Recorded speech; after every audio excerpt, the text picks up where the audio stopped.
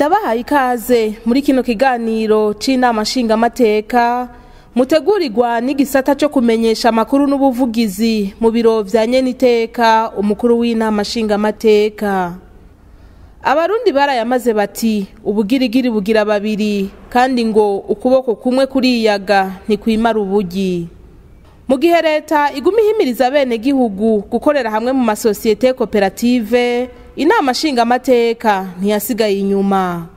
Ku munsi wa kane igenekerezo rya 29 ruheshi uyu mwaka w'ibihumbi 2023, sosiyete koperative Socodepa ihurikiyemwo abashingamateka hamwe n'abakozi bo mu nama nshingamateka yari iramutse itunganya inama ya bose Assemblée Générale mu rurimi rw'igifaransa yabereye mu nyubakwa z'ikigo c'inama nshingamateka mu Kigobe. Iyo nama ya bose ikaba yari irongowe na nyeniteka Gérard Daniel Ndabirabe umukuru w'inama nshingamateka. Kuva rero ishinzwe muri Gitugutu mu mwaka w'ibihumbi 2020, sosiyete koperative Socodepa ikora ibijanye no kugwiza umwimbu biciye mu burimyi, aho isanzwe ikorera imigambi y'uburimyi ibuhiga mu ntara ya Karusi. Muri iyo nama ya bose, umushingamateka Olivier Suguru arongoye urwego nshingwantwaro rwa Socodepa yarashikirije icegeranyo c'umwimbu wabonetse ku mpeshi y'uwo mwaka, aho iyo sosiyete koperative yari yarimye ibigori ku mahegitari 15, umwimbu ukabungana n'amatoni arenga gato 33. Kuri iyo sezo ya mbere rero twatanguye kurima, twashoboye kuronka umwimbu ungana n'amatoni 22 n'ibiro 471. Ayo matone akaba yashoboye kugurishwa amafaranga angana n'imiliyoni 19 n'ibihumbi 906 n'amafaranga 300. Ku mwimbu wa sezo ya kabiri nuko umwimbu twaronse kuri iyi sezo n'amatoni 33 n'ibiro 583. Abashingamateka n'abakozi bo mu nama nshingamateka bahurikiye muri sosiyete koperative Socodepa barashimye umwimbu wabonetse, bongera batera intege abarongoye urwego nshingwantwaro kw'ibikorwa vyobandanya. Ngaho rero intererano yanje no gutera intege, kuko iyi sosiyete koperative je ubwanje gitangura narishimye cyane. Ubwa mbere ko nabonye ari umwanya mwiza wo kugira ngo abashingamateka bose n'abakozi mbere b'inama nshingamateka twararonse akanya keza ko kuba hamwe. Jewe icambere nakengurutse nuko kabaye akanya keza duhurikiramwo ko kumenyana gusumba no gukorera hamwe ngo duhanahane ivyiyumviro na cane mu ntumbero yo gutera imbere. Sosiyete koperative Socodepa ikabigiye rero kubandanya ibijanye n'uburimyi, eka mbere yagure n'itongo yongera irime n'ibindi bitegwa bikunze kwimbuka cane nk'ibiraya hamwe n'isoya. Icambere cihutirwa turakeneye une information claire, précise kubijanye n'ivyo twavuze vya hypothèque y'umwimbu. Une information très précise irihutirwa kuko nizotuma n'ibindi byose bikurikira neza mu ntumbero twatanze. Ico ni kimwe. Ica kabiri turakeneye kuzomenya information ku bintu bijanye na assurance, kugira navyo na madone tuzati kugira ngo n'ibindi byose bizobikurikire mugabo, kuko ibyo bintu bibiri nivyo twavuze ko bizotuma tudahomba. Ibyo turakeneye kubanza tukabimenya, kandi bidatevye kuko aha twavuze ngo muri A ntituzorima, ariko ibintu biranyaruka cyane kubera ko tuba dufite n'ibindi bikorwa dukora ntumenya n'igihe ingene cyagiye. Ni ukuvuga yuko nko muri zino vacances abantu bazoprofita kugira ngo izo elema ziboneke, izo done ziboneke. mwomenya yuko imuyinga hariho ihinguriro rya soja, hari ihinguriro rya soja imuyinga. Turimye soja tuca tujana mu ihinguriro. Ico ni kimwe. Icya kabiri, ibigori ubwo bari babikuyemo nta bindi bigori bijamo, ubu nuba ko hazoca hajamo ikindi kintu. Turavuze soja, ibiraya naho tworima dufate soja karima nk'ama hectare 40 nka soja, ahandi ugaca tuharima ibiraya, kuko ibiraya birimo amahera menshi cyane kurusha n'ibi byose muri ko muravuga. Muri make reka ngeze hano, Imana ibandanye bakoresha, bandanye bahezagire, murakoze cyane. Nk'uko biri mu ngingo y'179 y'ibwirizwa shingiro rya Repubulika y'u Burundi, inama nshingamateka isasa mu biringo bitatu mu mwaka. Ku munsi wa gatanu rero igenekerezo rya 30 ruheshi uyu mwaka w'2023, inama nshingamateka yarasozereye isasa risanzwe ryayo ryandamukiza uyu mwaka wa 2023. Ibirori bikaba vyabereye mu ngoro y'amakoraniro mu Kigobe, birongowe na nyeniteka Gerard Daniel Ndabirabe, umukuru w'inama nshingamateka, aho yashikirije ijambo ryo gusozera imbere y'abatumire bari baje baserukira inzego zitandukanye. Yarashimye ibikorwa byarangutse muri iryo sasa ryandamukiza ryari rirangiye. Ibyo byose bikaba byashobotse kubera ugukorana neza hagati y'inama nshingamateka na leta hamwe n'izindi nzego basanzwe bakorana. Muri iryo sasa risanzwe ryandamukiza rero, integuro z'amabwirizwa 15 nizo zizwe zongera ziremezwa n'inama nshingamateka. En matière de législation, durant la session ordinaire du mois d'avril 2023, les projets de loi suivants ont été analysés et adoptés. 1. Projet de loi portant ratification par la République du Burundi. Mu bijanye n'amategeko, mu kiringo c'isasa risanzwe ryandamukiza umwaka w'2023, integuro z'amabwirizwa zikurikira zarizwe zongera ziremezwa. Integuro y'ibwirizwa rijanye no kwemeza kwa Repubulika y'u Burundi amasezerano yo kongereza umutahe w'ibanki mpuzamakungu y'iterambere n'inyubako no mwishirahamwe mpuzamakungu ry'ubutunzi. Integuro y'ibwirizwa rijanye no kwemeza kwa Repubulika y'u Burundi amasezerano yo gufashanya hagati ya leta y'u Burundi na leta ya Israeli yashizwe kw'igikumu i Tel Aviv igenekerezo rya 6 ndamukiza umwaka w'2022. Integuro y'ibwirizwa rijanye no kwemeza kwa Repubulika y'u Burundi amasezerano yo gufashanya hagati ya leta ya Tunisia na leta y'u Burundi mu bijanye n'iterambere ry'ubuhinga n'amahinguriro yashizwe kw'igikumu ijerba igenekerezo rya 20 Munyonyo umwaka w'2022. Integuro y'ibwirizwa rijanye no kwemeza kwa Repubulika y'u Burundi amasezerano yo gufashanya ashinga umugwi uhurikiyemwo bose ya leta y'u Burundi na leta y'ubwami bwa Maroc yashizwe kw'igikumu iraba igenekerezo rya 19 Gitugutu umwaka w'2022.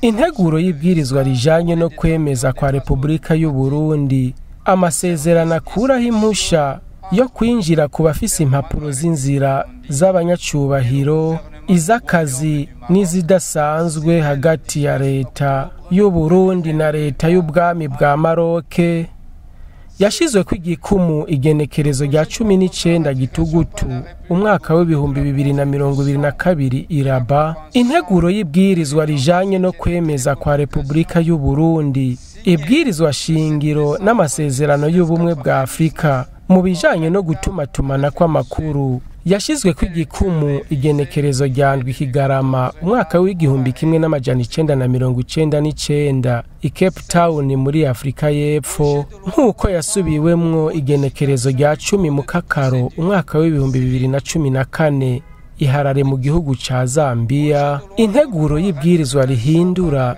igitabo c'ingene imanza ziburanishwa. Integuro y'ibwirizwa rijanye no kwemeza kwa Repubulika y'u Burundi na leta ya Tunisia mu ntumbero yo kwirinda itozwa kabiri ry'amakori no gukinga inyuruzwa ry'amakori ku mwimbu. Integuro y'ibwirizwa rijanye no kwemeza kwa Repubulika y'u Burundi amasezerano yo gukuraho impusha zo kwinjira ku bafise impapuro z'inzira z'abanyacubahiro n'iz'akazi hagati ya leta y'u Burundi na leta iharanira intwaro rusangi n'abenegihugu ya Algeria. Integuro y'ibwirizwa rijanye no kwemeza kwa Repubulika y'u Burundi amasezerano y'umuryango wa Afrika y'ubuseruko ajanye no gufashanya mu bijanye n'ibirere. Integuro y'ibwirizwa rijanye n'umwuga w'abashingwamanza. Integuro y'ibwirizwa risubiramwo ingingo zimwe zimwe zibwirizwa nimero 1/2 ryo kuwa 20 Rusama umwaka w'ibihumbi 2021 rijanye no gusubiramwo ibwirizwa nimero 1/17 ryo kuwa 25 Nyakanga umwaka w'ibihumbi 2007 rijanye n'itunganywa ry'indinganizo y'ibiharuro mfatirwako mu Burundi. Integuro y'ibwirizwa riringaniza rikanatanga icegeranyo c'uburyo leta yakoresheje mu mwaka w'ibihumbi 2021 ushira umwaka w'ibihumbi 2022. Integuro y'ibwirizwa rishinga uburyo leta y'u Burundi izokoresha mu mwaka w'ibihumbi 2023 ushira umwaka w'ibihumbi 2024. Integuro y'ibwirizwa risubiramwo ibwirizwa nimero 1/21 ryo kuwa 15 Gitugutu umwaka w'ibihumbi 2013 rigenga ubutare mu Burundi. Inama nshingamateka yarize kandi yongera iremeza kandi impinyanyuro z'inama nkenguzamateka zijanye n'integuro zimwe zimwe z'amabwirizwa duhejeje kuvuga. Ku bijanye n'integuro y'ibwirizwa rishinga uburyo leta y'u Burundi izokoresha muri uyu mwaka w'ibihumbi 2023 ushira umwaka w'ibihumbi 2024, inama nshingamateka irashima cane kandi irashigikiye impinyanyuro ziriko zirakogwa zijanye n'ubutunzi zigamije kuva ku buhinga bwa kera zija mu ndinganizo yo gutanga uburyo hisunzwe imigambi igiye kurangurwa. Mu ntumbero yo kugaragaza iryo shigikira, inama nshingamateka yarateguye uruganda rwo kurabira hamwe no kwemeza indinganizo z'imigambi y'iterambere y'amakomine hamwe n'iyinjiza ry'iyo migambi mu buhinga bushasha bufatiye ku buryo leta izokoresha muri uwo mwaka w'ibihumbi 2023 ushira umwaka w'ibihumbi 2024. Urwo ruganda rw'iminsi 3 rwabereye mu bigo vy'ingoro y'amakoraniro yo mu Kigobe, rukaba rwahuje abagize leta y'u Burundi, babura amatari b'intara zose z'u Burundi, ba musitanteri, abanyamabanga ntayegayezwa b'amakomine, abakuru b'inama mpanuza jambo z'amakomine hamwe n'abahanuzi bajejwe iterambere mu makomine. Intumbero y'urwo ruganda ikaba yaruguha ubuhinga buhagije kandi bwizewe bwo gutunganya indinganizo z'imigambi y'iterambere kugira ngo binjize umwaka ku mwaka ibigize imigambi yabo. Inyuma yaho bigaragariye ko hari bihushane mu bigize imigambi y'amakomine n'ayandi. Et efficace pour harmoniser leur plan de développement en vue d'intégrer leur contenu année par année dans le budget général de l'État après qu'il ait été constaté une variabilité de contenu d'une commune à l'autre. Nayo kubijanye no kugenzura ibikorwa vya leta, ibikorwa bitandukanye vyararanguwe, aho twovuga nk'umushikiranganje w'ikigega ca leta aho yasiguye imbere y'inama nshingamateka ingene uburyo bwa leta bwakoreshejwe mu mwaka wa 2022 ushira wa 2023. nayo kuvyerekeye imigenderanire y'inama nshingamateka y'u Burundi n'izindi nama nshingamateka zo mu bindi bihugu, ingendo zitandukanye zarakozwe n'abarongoye inama nshingamateka hamwe n'abashingamateka aho bitabiriye amanama mpuzamakungu hamwe n'ayo mu karere. Au niveau du contrôle de l'action gouvernementale, mu bijanye no kugenzura ibikorwa vya leta, umukuru wa sentare ijejwe kubahiriza amatungo ya leta Pasoni Kiyago Generose yaraje kwerekana kwigenekerezo rya 9 ruhesha umwaka w'ibihumbi 2023 mw'isasa ry'abashinga amateka ivyiyumviro vy'iyo sentare ijejwe kubahiriza umutungo wa leta ku nteguro y'ibwirizwa rigenga ishingwa ry'uburyo leta y'u Burundi izokoresha mu kiringo c'umwaka w'ibihumbi 2023 ushira umwaka w'ibihumbi 2024. Twobibutsa ko inama nshingamateka yemeje mu ikoraniro ryo kuwa 27 ndamukiza umwaka w'ibihumbi 2023 abakozi bashasha bagize umugwi wa sentare ijejwe kubahiriza amatungo ya leta hisunzwe integuro y'ibwirizwa nimero 1 agakoni ubusa kabiri ryo kuwa 31 ntwarante umwaka w'ibihumbi 2004 rishinga sentare yubahiriza amatungo ya leta. Bakaba barahiye imbere ya nyene icubahiro umukuru w'igihugu n'inama nshinga amateka na nkenguza amateka kwigenekerezo rya 5 ruhesha umwaka w'ibihumbi 2023 hisunzwe itegeko nimero 100 agakoni 160 ryanye n'icubahiro umukuru w'igihugu ryo kuwa 5 rusama umwaka w'ibihumbi 2023. Umunsi w'igenekerezo rya 5 ruhesha umwaka w'ibihumbi 2023 waranzwe kandi n'irahira ry'abakozi batanu bashasha bagize umugwi w'igihugu wigenga ujejwe agateka kazina muntu CNDH mu ncamake imbere ya nyene icubahiro umukuru w'igihugu n'inama nshinga amateka na nkenguza amateka. Kwigenekerezo rya 22 ruheshi umushikiranganje w'ikigega ca leta yaraje gushikiriza imbere y'abashinga amateka icegeranyo c'amezi 3 ya mbere y'umwaka w'ibihumbi 2022 ushira umwaka w'ibihumbi 2023 mu bijanye n'imigenderanire n'ayandi manama nshinga amateka. Muri iki kiringo dusanzwe turongoye inama nshinga amateka twaritabiriye inama igiri ya 14 y'abakuru b'amanama nshinga amateka na nkenguza amateka yo mu bihugu vya Afrika bikoresha ururimi rw'igifaransa APF mu ncamake yabereye ya Abidjan mu gihugu ca Cote d'Ivoire ku magenekerezo ya 3 na 4 y'ukwezi kwandamukiza umwaka w'ibihumbi 2023.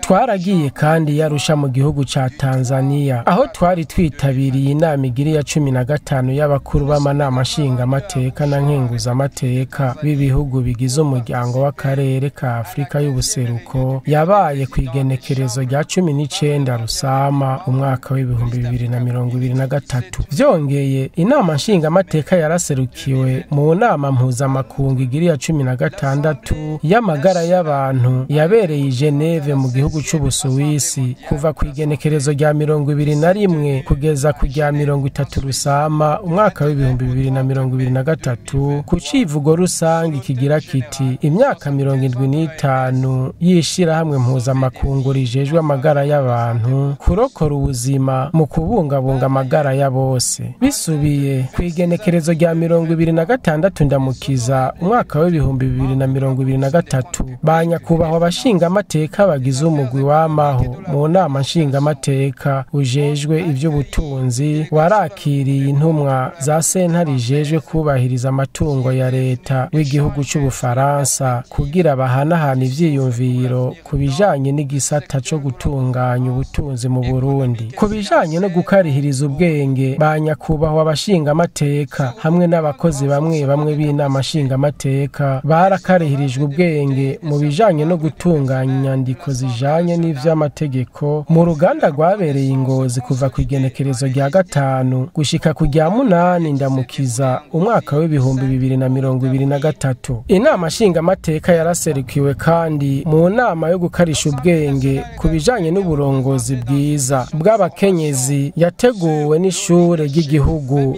ryigisha ibijanye n'intwaro kuva ku igenekerezo rya 2026 gushika ku rya 31 Rusama mu mwaka wa 2023 ku ndongozi hamwe n'indongozi nkuru z'abakenyezi bari mu nzego za leta. Muri ico gisata nyene co gukarisha ubwenge banyakubahwa abashinga amateka bari kumwe n'abakozi b'inama nshinga amateka baritabiriye inganda zitandukanye zishimikiye ku gutanga inyigisho n'ubuhinga zabereye hanze y'igihugu. Aha twovuga inyigisho nkarisha bwenge zijanye no kurwanya ikoreshwa ry'amasashe atabora muri Afrika y'ubuseruko zabereye i Nairobi muri Kenya ku magenekerezo ya 13 na 15 ndamukiza umwaka wa 2023. Inyigisho nkarisha bwenge zijanye n'ihindagurika ry'ibihe zabereye Accra muri Ghana ku magenekerezo ya 3 na 6 Rusama umwaka wa 2023. Uruganda rw'ubuhinga rushimikiye ku nteguro z'amasezerano z'inama nshinga amateka na nkenguza amateka ziraba sentare y'ubucamanza, sentare yubahiriza amatungo y'umuryango w'ibihugu vya Afrika yo hagati hamwe n'isubiramwo ry'integuro y'amasezerano ashiraho ukorohereza ubudahangagwa ku bagize inama nshinga amateka na nkenguza amateka vy'ibihugu vya Afrika yo hagati rwabereye Libreville muri Gabon ku magenekerezo ya 8 na 10 Rusama umwaka wa 2023. Lieu à Libreville au Gabon du 8 au 10 mai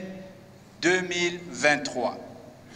Muri iri sasa risanzwe rya ndamukiza rirangiye abashinga amateka barabandanije basanga bene gihugu ku kivi bumviriza iryo bagona bongera babatera intege mu bikorwa vy'iterambere.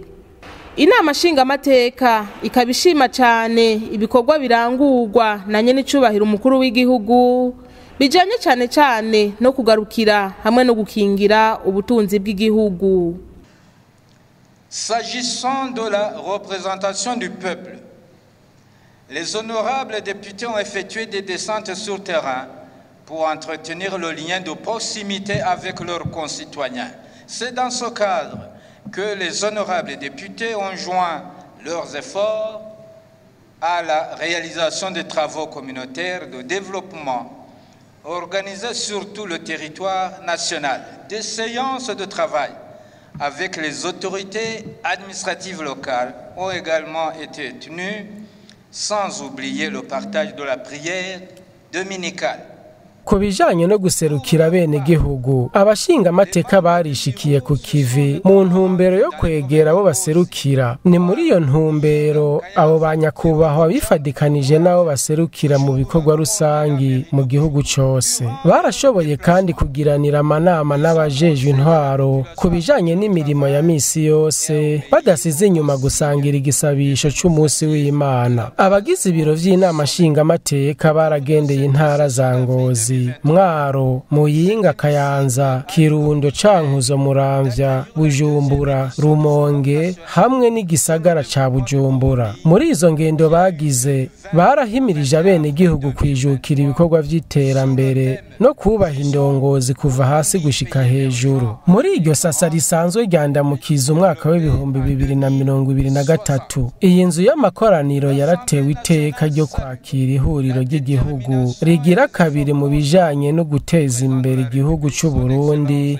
ryabaye kuva ku igenekerezo rya 20 gushika ku rya 21 ndamukiza umwaka wa 2023 ku civugo kigira kiti ihangiro ry'uko Burundi buzoba ari igihugu cigaba kikigaburira mu mwaka wa 2040 kikongera kikaba giteye imbere mu mwaka wa 2060. Inama nshinga amateka y'u Burundi irashimishwa cane n'utwigoro twa leta y'u Burundi rongowe na nyene icubahiro Evariste Ndayishimiye umukuru w'igihugu c'u Burundi kwishigwaho ry'iryo huriro ry'ibiyago bijanye n'ivy'iterambere ry'igihugu. Inama nshinga amateka irateye intego mukuru w'igihugu hamwe na leta rongoye mu gukora ibishoboka vyose vyotuma Burundi bushika kw'iryo hangiro, narigi iryo hangiro ryabonetse rivuye mu vyiyumviro vyashikirijwe n'abarundi bo mu mice yose. Muri rusangi, inama nshingamateka irashimishwa n'ingendo nziza ya leta mvyeyi, leta nkozi muri iyi myaka iheze iriko irarongora Uburundi. Inama nshingamateka y'u Burundi iboneyeho n'akaryo ko gukezanya n'icubahiro Evariste Ndayishimiye, umukuru w'igihugu c'u Burundi, ku twigoro twose adasiba kwerekana mu ntumbero yo gushira mu ngiro ivyo yemereye abarundi hamwe no kubabera umuvyeyi mwiza. Iyi myaka 3 iheze yaranzwe n'ibikorwa bitandukanye, ifatwa ry'ingingo zibereye hamwe n'impinduka zari zikomeye hisunzwe ihangira igihugu gifise. Inama nshingamateka irashigikiye cane politike yo guha agaciro ifaranga ry'igihugu, na cane ingingo yo guhindura inoti y'ibihumbi 5 n'iy'ibihumbi 10 hamwe no gutunganya ibijanye n'ivunjwa n'ikoreshwa mu Burundi ry'amafaranga mvamakungu. Inama nshingamateka yiyemeje kubandanya guhimiriza bene gihugu kuvavanura n'ingeso mbi yo kunyegeza amafaranga no kudoma kurutoka abantu bose bagira ibiturire. Tuboneyeho akaryo ko kwifuriza abarundi bose umunsi mukuru mwiza uzohimbazwa ejo aho bukera igenekerezo rya mbere mu Kakaro umwaka w'ibihumbi 2023. Nk'uko biri, kazoba ari akaryo ko gusubira kwiyumvira mu biri mu ngingo ya 6 y'ibwirizwa shingiro ry'u Burundi ivuga ko intwaro ya Repubulika y'u Burundi ikomoka ku bene gihugu, nibo bayishinga kandi nibo iharanira. Turifurije abashinga amateka karuhuko keza, twongera tubibutsa ko ari igihe ciza cyo kwegera ababatoye. Twagira tubamenyeshe muri aka karuhuko hategekanijwe uruganda nkarishabwenge ku bashinga amateka hamwe n'abakozi bakuru b'inama nshinga amateka ku bijanye n'itangwa ry'amasoko kuva igenekerezo rya 10 gushika ku rya 13 mu Kakaro umwaka w'ibihumbi 2023. Kumenya ibijanye n'itangwa ry'amasoko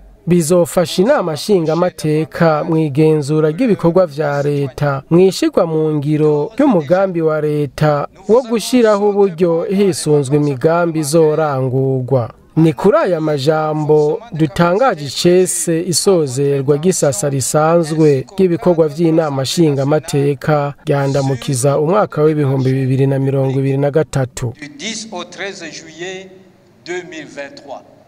La maîtrise de cette matière est l'un des outils très utiles pour le contrôle de l'action gouvernementale en matière de l'exécution du budget programme. C'est sur ces paroles que nous déclarons clos les travaux de la session parlementaire ordinaire d'avril 2023. Que Dieu vous bénisse, nous vous remercions. Inyuma rero y'akaruhuko k'ukwezi aho abashinga amateka baronkera umwanya ukwiye wo kugendera bene gihugu mu ntara, hakazoca hatangura isasa risanzwe rya myandagaro. Aha hakaba ari naho dusozereye kino kiganiro. Turabashimiye mwebwe mwese mwagikurikiye, naho ubutaha.